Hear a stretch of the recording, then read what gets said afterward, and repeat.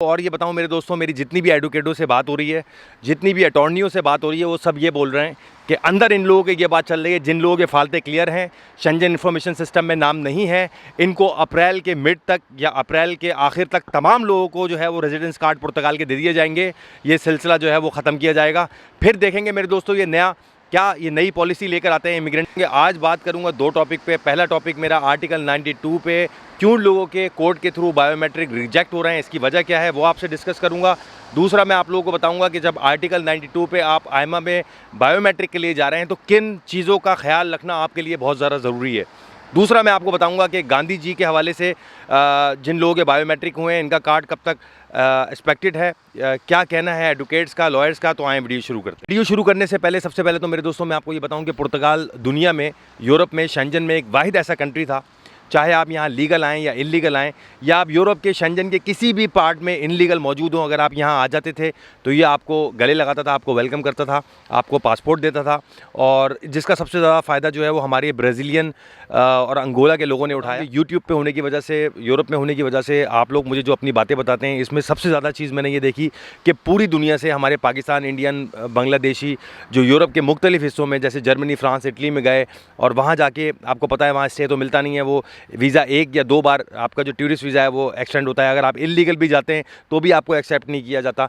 तो मैंने ज़्यादातर ये देखा कि हमारे जितने नौजवान, चाहे वो लीगल या इलीगल रास्ते से जर्मनी, फ्रांस, इटली गए हों, तो वहाँ पर हमारे लोगों ने असाइलम किया, उनकी एप्लीकेशन रिजेक्ट हुई। कुछ हमारे पाकिस्तानी, इंडियन, बांग्लादेशी भाई बहन जो है वो 8-8, 10-10 साल से जर्मनी फंसे, कुछ स्वीडन फंसे, तो उनके बाद में असाइलम भी कैंसिल हुए। तो फाइनली पुर्तगाल ही वो कंट्री था जिसने उनको सहारा दिया। मैं कई ऐसे लोगों को भी जानता हूँ जिन लोगों ने जर्मनी, फ्रांस, इटली में असाइलम कराए, साथ साथ उन लोगों ने यहाँ अपने मामलात चलाए और यहाँ चलाते चलाते वो पासपोर्ट तक भी पहुँचे और पासपोर्ट भी उन लोगों ने लिया। तो अगर एक तरीके से देखा जाए तो ये वाहिद ऐसा बेसहाराओं का सहारा ये मुल्क था कि जब आप 8-8, 10-10 साल के लिए दूसरे यूरोपियन कंट्री में फंसते थे तो ये आपको गले लगाता था, आपको डॉक्यूमेंट देता था, आपको पासपोर्ट देता था, ताकि आपके पीछे जो प्रॉब्लमें चल रही होती थी। जैसे मैं आपको ये बताऊं कि मेरे एक बहुत प्यारे भाई जर्मनी में रहते हैं, उन्होंने वहाँ पे असाइलम किया था और तकरीबन 9 साल वो जर्मनी में फंस गए। पाकिस्तान, इस्लामाबाद से वो बिलोंग करते थे, वो पीछे जा नहीं सके, तो उनकी जो पीछे प्रॉपर्टियाँ थीं उन तक में कब्ज़ा हो गया। तो फाइनली पुर्तगाल ही एक वो ऐसा कंट्री था, इलीगल होते हुए भी पुर्तगाल ने उनको सहारा दिया। मेरे दोस्तों अब मैं बात करूं आर्टिकल 92 के हवाले से। आप सबको पता है कि 3 जून के बाद से यहाँ इमिग्रेशन का सिलसिला जो है वो बिल्कुल बंद हो गया है। ख़ास तौर पे मैंने ये देखा ये उन लोगों के लिए बंद हुआ जो लोग पूरी दुनिया में इलीगल थे, ठीक है। लेकिन जो अभी भी टूरिस्ट वीज़ा पे आ रहे हैं, जिनका टूरिस्ट वीज़ा है और वो वैलिड एंट्री पे पुर्तगाल आ जाते हैं, तो अभी भी उनके लिए यहाँ पर चांस है, वो यहाँ का रेजिडेंस कार्ड ले सकते हैं। इस हवाले से मैं एक लोगों के, आप लोगों के ये भी सवाल बहुत सारे आ रहे थे कि मुर्तज़ा भाई आर्टिकल 92 में अगर हम कार्ड ले लेते हैं तो क्या वो रिन्यूएबल होगा। तो यस मेरे दोस्त, ये आर्टिकल 122 पैराग्राफ 1 पैराग्राफ 0 के तहत आप अपना आर्टिकल 91 और आर्टिकल 92 जो कि आपको पढ़ाई के बुनियाद पे आपको कार्ड मिलता है, इसको आप वर्क पे कन्वर्ट कर सकते हैं और सेल्फ एक्टिविटी पे कन्वर्ट कर सकते हैं। लॉयर आपका केस अप्लाई करता है आर्टिकल 92 में बायोमेट्रिक के लिए, तो वो सीधा एक केस दायर कर देता है। अब आईमा का लॉ जो है वो चेंज हुआ है, क्योंकि इन लोगों ने अपनी भी एक टीम हायर की है। अब ये लोग ये बात कर रहे हैं कि अगर आपको आर्टिकल 92 में अपॉइंटमेंट चाहिए या आपको किसी किस्म की भी कोर्ट के थ्रू अपॉइंटमेंट चाहिए, तो आपको प्रूफ देना पड़ेगा कि उसके लिए आपने स्ट्रगल की है।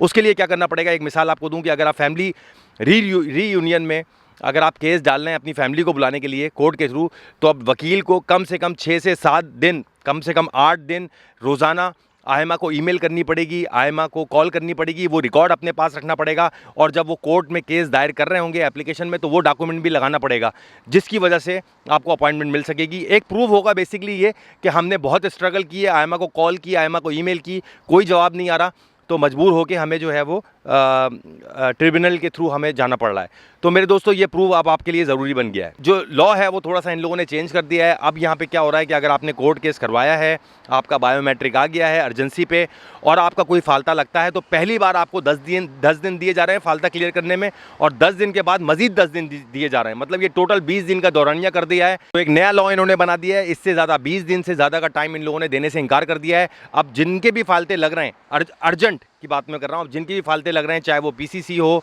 चाहे वो ISS शेंजन इन्फॉर्मेशन सिस्टम में आपका नाम हो, अगर आप 20 दिन से टाइम ज़्यादा लेंगे तो आपको नहीं दिया जाएगा। पहले 10 दिन दिया जाएगा, दूसरा 10 दिन दिया जाएगा, उसके बाद एक्सटेंड नहीं किया जाएगा, आपका बायोमेट्रिक ख़त्म कर दिया जाएगा। आर्टिकल 92 के हवाले से वो ये है, ये बहुत ज़्यादा इंपॉर्टेंट बात है, ये सुन लें। हमारे जितने भाई पूरे इंडियन, पाकिस्तानी, बांग्लादेश में जो बैठे हैं, अगर इनका किसी भी किस्म का सिर्फ जैसे मिसाल है इटली का वर्क परमिट लगा, उस पर खाली इटली लिखा हुआ या शेंजन स्टेट नहीं हुआ, ठीक है ना, या उनका स्पेन का वर्क परमिट हुआ, स्पेन के वर्क परमिट में नॉर्मली स्पेन लिखा होता है, शेंजन स्टेट नहीं होता, यानी कि आप खाली स्पेन में काम कर सकते हैं, शेंजन स्टेट में काम नहीं कर सकते, ठीक है। तो खाली उसमें इटली, फ्रांस या जर्मनी, किसी भी कंट्री का अगर वर्क परमिट होगा तो उसके ऊपर इटली, फ्रांस, जर्मनी सिर्फ लिखा होगा, शेंजन स्टेट नहीं होगा। इसका मतलब ये है कि आप सिर्फ उस स्पेसिफिक कंट्री में काम कर सकते हैं। अगर आपके पास ये वीज़ा है तो बिल्कुल मत सोचिएगा कि आप यहाँ के आके एडमिशन लेके फ़ौरन कार्ड ले लेंगे। उसकी वजह यह है कि आर्टिकल 92 की पहली शर्त यह है कि आपको कंट्री में लीगल आना है, ठीक है। आपके पास वैलिड वीज़ा होना चाहिए और उस वैलिड वीज़े के अंदर आपने यहाँ पे पुर्तगाल में लैंड किया हो। अगर आप सिर्फ इटली का वर्क परमिट वीज़ा या स्पेन का वर्क परमिट वीज़ा लेकर आएंगे तो वो यहाँ पर लीगल एंट्री में शुमार नहीं कर रहे हैं। हाँ, अगर आपका मिसाल के तौर पे शेंजन टूरिस्ट वीज़ा है, जैसे कि अगर आपको जर्मनी से वीज़ा मिला, इटली से मिला, फ्रांस से मिला, तो जर्मनी तो उस पर लिखा हुआ है बट उसमें शेंजन भी लिखा हुआ है, तो आप एलिजिबल हैं यहाँ पे पढ़ाई करके आर्टिकल 92 के तहत कार्ड ले सकेंगे। जी मेरे दोस्तों, वो तमाम लोग जो आयमा में आर्टिकल 92 के तहत बायोमेट्रिक कराने के लिए जा रहे हैं, तो मुझे चारों तरफ से आवाज़ें यही आ रही हैं कि आयमा उनसे ये सवाल कर रही है, अपना मीन्स ऑफ सब्सटेंस दिखाएं, प्रूफ दिखाएं कि आप यहाँ क्या जॉब कर रहे हैं। पहली चीज़, अगर आप यहाँ जॉब नहीं कर रहे हैं तो आपको ये दिखाना पड़ेगा कि आपके अकाउंट में बैलेंस कितना है। आपको ये दिखाना पड़ेगा कि आप अपने पूरे ये 15 महीने का जो कोर्स है इसका सिलसिला कैसे चला रहे हैं। आपके अकाउंट में इतना पैसा होना चाहिए कि आप पूरा महीना अपने आप को फंड कर सकें। तीसरी चीज़ मेरे दोस्तों इसमें यह भी है कि अगर आपके पास यहाँ बहुत ज़्यादा पैसा नहीं है और आपका पुर्तगाल में कोई अच्छा दोस्त है जो बिजनेसमैन है, तो वो आपको सपोर्ट कर सकता है, वो आपको सपोर्टिंग लेटर दे सकता है at the time of biometric.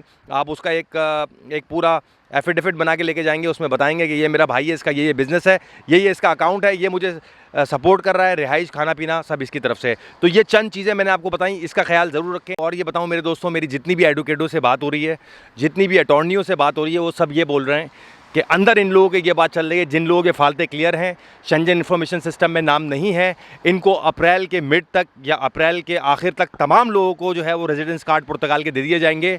ये सिलसिला जो है वो ख़त्म किया जाएगा।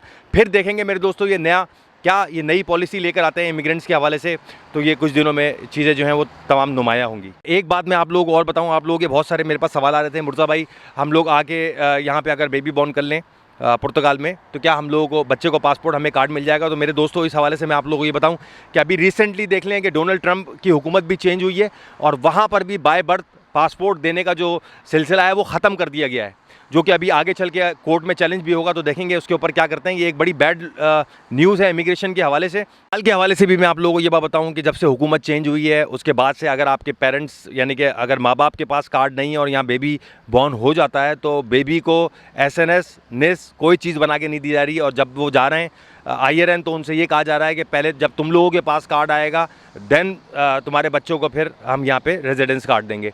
तो ये चीज़ें जो है हुकूमत चेंज होने के बाद से यहाँ सख्ती हो गई। तो प्लीज़ जो भी प्लान कर रहे हैं देखभाल के करें, अपना बहुत ख्याल रखें। इंशाल्लाह अगली वीडियो में आप लोगों से मुलाकात होती है।